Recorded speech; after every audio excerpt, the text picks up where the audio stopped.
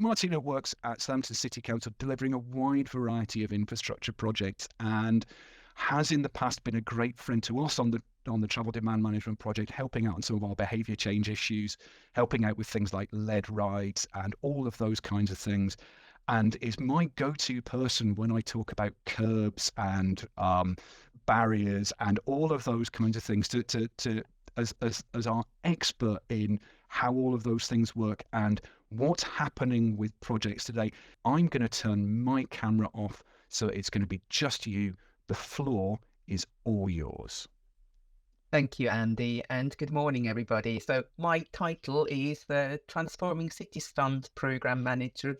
I think you've probably all heard from me before because I've given briefings before, but a very, very quick summary again of what is Transforming Cities Fund, the programme.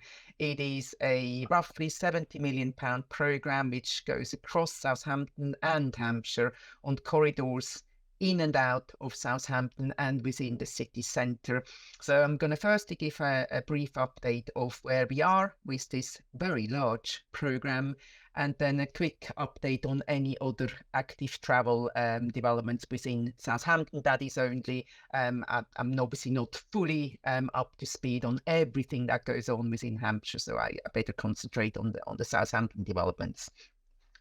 So moving on to the first slide, I thought I'd give you sort of like a visual update of where we are with the schemes within the TCF programme. And as I said, it is about corridors in and out of Southampton and about the city centre. So I'm going corridor by corridor and then focus into the city centre. So starting off with the western corridor, which is the one from Totton and Hythe into the waterside into Southampton. And just a visual overview there in terms of colours. So in blue are all the project schemes which have been completed, and in green, as you can see on this particular corridor, everything is nice and green, and we are either in the construction phase or very, very near to starting construction on most of those schemes. Yes, we do have the bus lanes on the western corridor where we are still in discussions with stakeholder. That key stakeholder is ABP, and we are gathering some more data and evidence to then continue those discussions. But otherwise, that corridor is in really good shape with a number of schemes complete and the others pretty much on track for moving on with them. Going on to the northern corridor, so that is the corridor from Chandler's Ford to Southampton, and the progress update here is that we completed the last of the schemes along that corridor, that is the TCF schemes, along that corridor at the end of last year. So Glen Eyre, the last phase 3 has been completed just before Christmas. So this is the first fully complete corridor with all the schemes along this corridor now complete. Obviously, the earlier phases were from an initial tranche 1 of TCF within Hampshire, but that corridor leads from Hampshire into the city centre of Southampton. So a big achievement that we have that first corridor fully complete.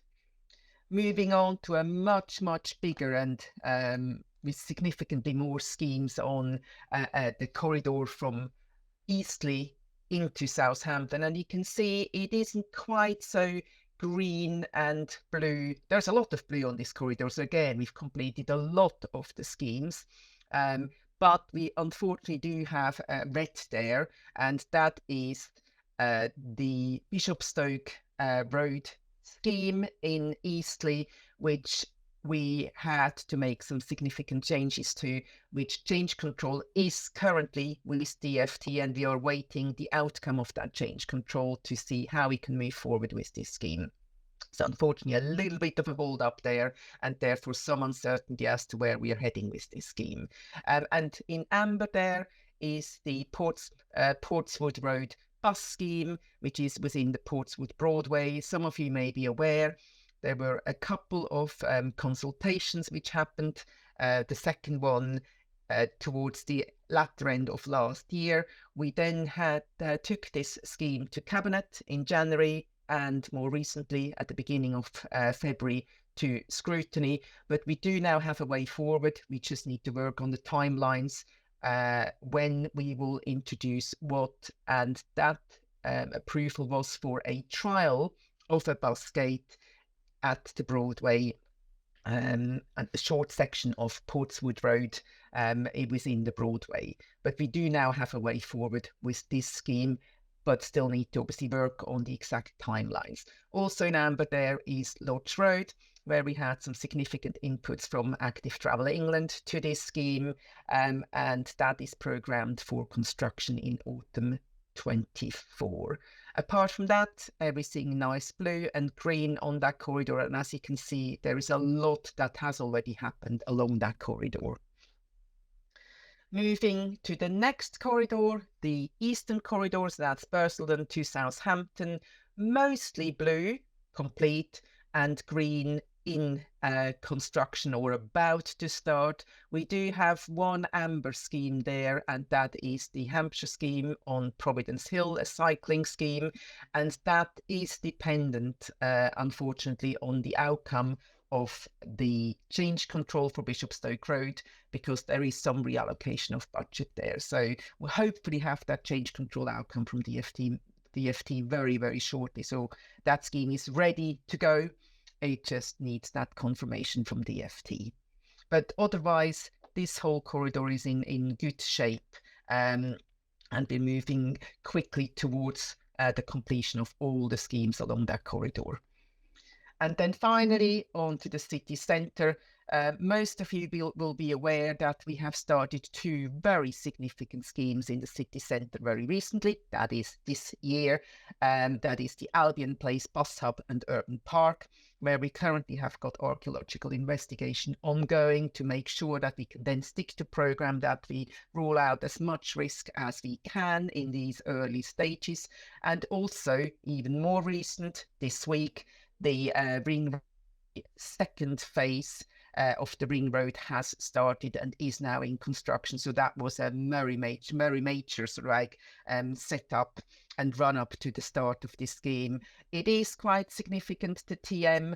That is the one-way system along the ring road from Charlotte Place roundabout to Civic Centre Junction. But we really have the latest technology there, the temporary signals in operation along this stretch. And so far, fingers crossed, it is moving relatively well. Yes, in the PM peak, we do have some congestion, but to be quite honest, we do usually have congestion under normal circumstances as well. So some journey times have reduced and some journey times have increased because of that TM.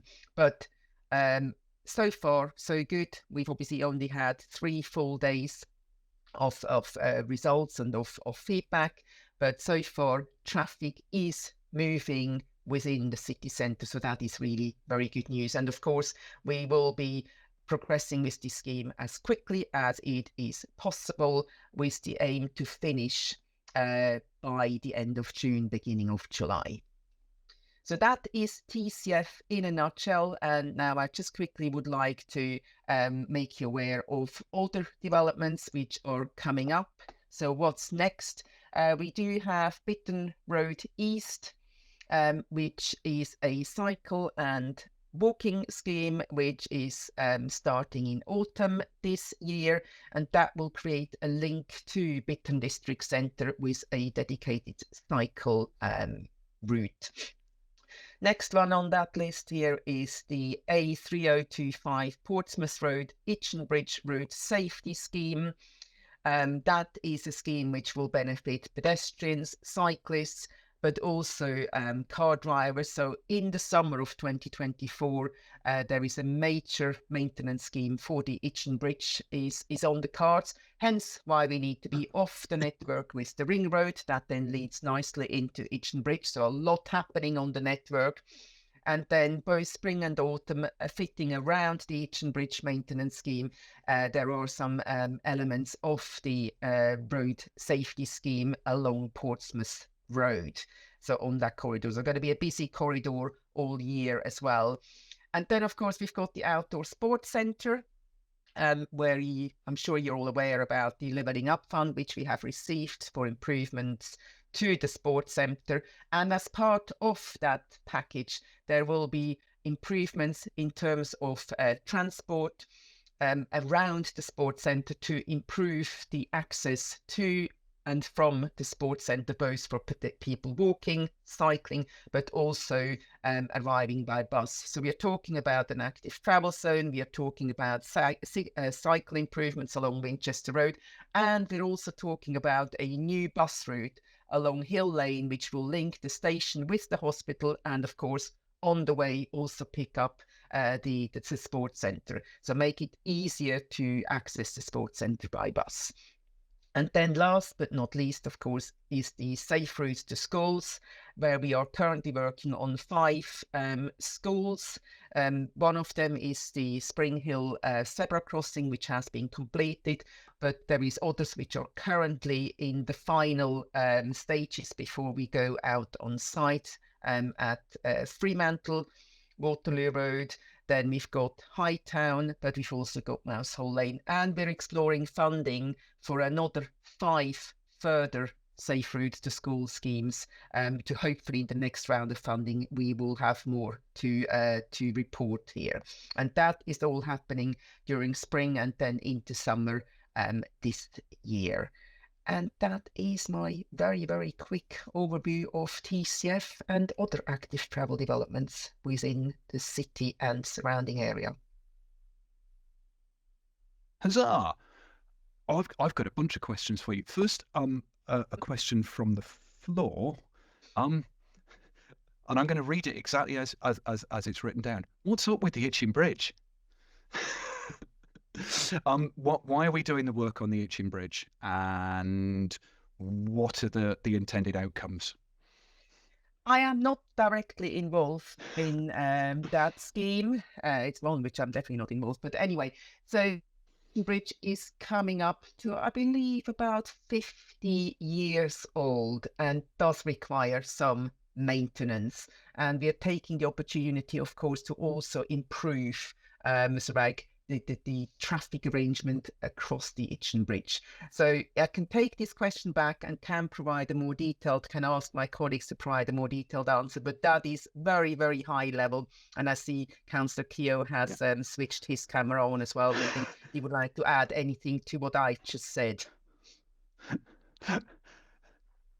So I'm one of those old people that can remember a time before an Itching Bridge when there was a floating bridge. I can remember when the bridge was open. So as Martina has mentioned, we're not far off the 50th anniversary of the bridge, and it is in need of significant drainage work. So we're doing 2 things. We're going to upgrade the drainage, because if we don't upgrade the drainage, then that's going to impact the future of the bridge. And as Martina said, we can put on some safety barriers as well, and there will be some carriage resurfacing. So while we've announced the potential dates, we're still working on what will be the plans, because clearly at this stage, closing that infrastructure would have a significant impact. But certainly Martina and the team are working on how we can try and mitigate that. But as Martina has mentioned, we won't start the works until we finish the ring road in the city centre. But it is about making sure that that bridge can then continue for another 50 years thereafter. And at the risk of putting you on the spot, am I right in thinking that there will be continued access for pedestrians and cyclists over the bridge during those works, or is there going to be interruptions to that? So as I understand it, the plan is that cyclists and pedestrians would continue to have access. So that's right. And there's another major piece of work that probably we haven't mentioned, is at the Saltmarsh Junction. So whilst we're going to take this opportunity to implement some quite significant improvements to the Saltmarsh Junction for cyclists and pedestrians, because, as someone who cycles across the bridge quite regularly, the Saltmarsh Junction is not without its challenges. So, and under, as Martina said, the Safe Roads Programme for Portsmouth Road, we've got some grant money to make that improvement there. So I think it's going to hopefully make that whole corridor again a lot safer for everyone. And in addition to that, we've got some other improvements down at the Worcester Mobility Hub. So there's some really exciting things coming along there. Brilliant. Thank you very much for that. The Waterside Corridor, am I right in thinking that that's being delivered between Southampton City Council and Hampshire County Council kind of in partnership? And therefore the bits that are outside of Southampton will be delivered by Hampshire? That is correct. As I said right on the outset, the TCF program is an overarching program which is along the corridors which are coming from Hampshire into Southampton and the city centre. So yes, all 4 corridors which I mentioned, there are schemes on each of those corridors which are some of them Southampton, some of them Hampshire. Hampshire delivers their own schemes, Southampton delivers their schemes. Brilliant. So coming back to a scheme that's more yours, someone was trying to pick my brains about what's going on with Glen Eyre Road. What's the level of segregation for cyclists along that corridor when the scheme is completed? The Glen Eyre scheme is complete, so it is all 3 phases, which obviously started off with the junction of Glen Eyre with Birches Road, where we had this build out on the south side. So if you come out of Lovers Walk, you do now have space as a cyclist, as a pedestrian going north-south, because you've also got heavy pedestrian movements east-west. Of course, lots of students going between the Boulderwood campus and the main campus of the university. Then you've got the first section of Glen Eyre Road between Birches Road and Olive Road, which was originally obviously a roundabout. We changed that priority, formalised the island there with a new planter, which has been taken on by the university. They were very keen to do the plan themselves, so it's great interaction with the university and Southampton City Council. Then we've got the most northern section to Bassett Avenue, where we do have the parking formalised with build outs. It is all about reducing speeds and making cycling safer because of the reduction in speed along that section. Brilliant. Thank you. This next question comes from someone called Ray, and this is about the Stoneham Lane corridor. And he was saying to me that there are some bits where you have to hop on and off the pavement along that corridor. Are there any plans to revisit that and to get cyclists off the carriageway for more of that road, or is that section all Hampshire County Council? I'm not quite sure which section you're talking about, but yes, there's obviously challenges along that route. Currently, under TCF, there are no plans for anything further, and I do appreciate that the moment you come into Southampton, there is this S-bend on Stoneham Lane. We've looked at loads of different options. Nothing was what we could deliver for the funding that was available. It is a very tricky location. Hopefully within future funding rounds, we could look at that area again and hopefully get to a position where we can find a scheme that we can fund at that location. Brilliant. Thank you. Got 2 questions about the ring road for you. And I'm so sorry. Firstly, I didn't expect that. No, it's fine. Obviously, there's loads of detail out there that you haven't had time to talk about. Where is the best place for people to go and find out about what the phasing on that, where the road closures are, and when things are likely to be finished? And most importantly, what it's going to look like when it's done?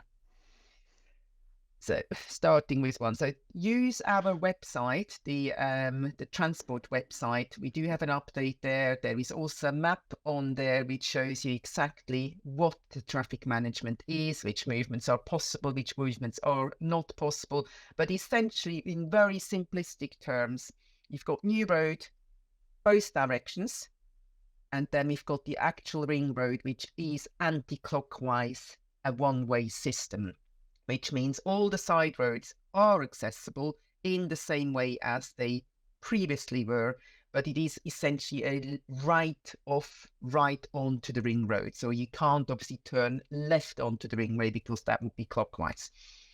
I know it sounds simple. It is taking some time to get your head around it, but do look at that map.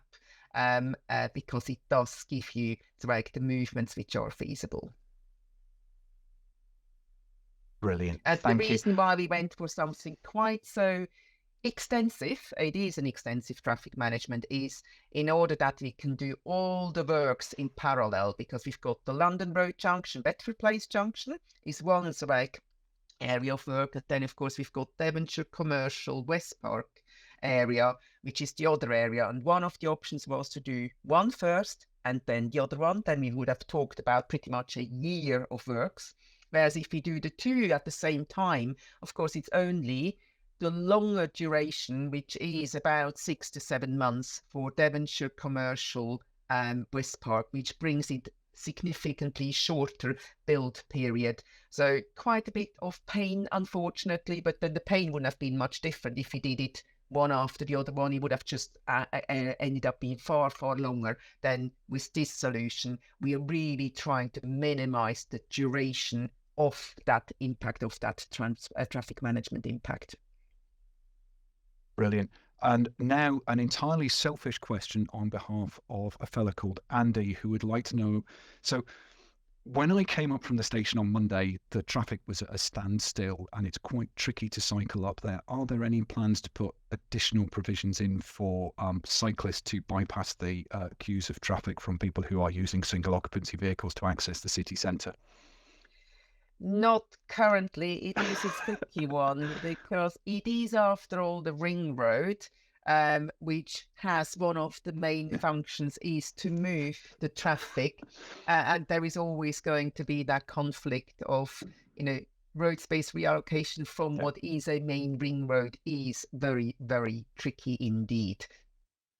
But maybe in a few years' time, if there are other funding rounds, we can look further as to how we can maximize the road space for all users. Brilliant, thank you. Final one, and this one is a bit of a curveball. You mentioned that you found some exciting archaeology in some of the city centre schemes. Now, people here may not know that my background is as an archaeologist, so I'm intensely curious to find out what you found. And please feel free to go, there's a report somewhere. No, there isn't a report because it's all ongoing, of course. Yeah. But the Albion Place bus hub is in what probably you could call the most archaeological, most historic part of the city centre. You've got the Castle Bailey wall, which is the walls which obviously supported the old castle, which doesn't exist anymore. So the chances of finding interesting stuff there is quite significant. And of course, our archaeologists are quite excited about it. Also, the Castle Bailey walls, and generally the walls, are a scheduled ancient monument. So we had to go through scheduled monument consent, which goes with Historic England.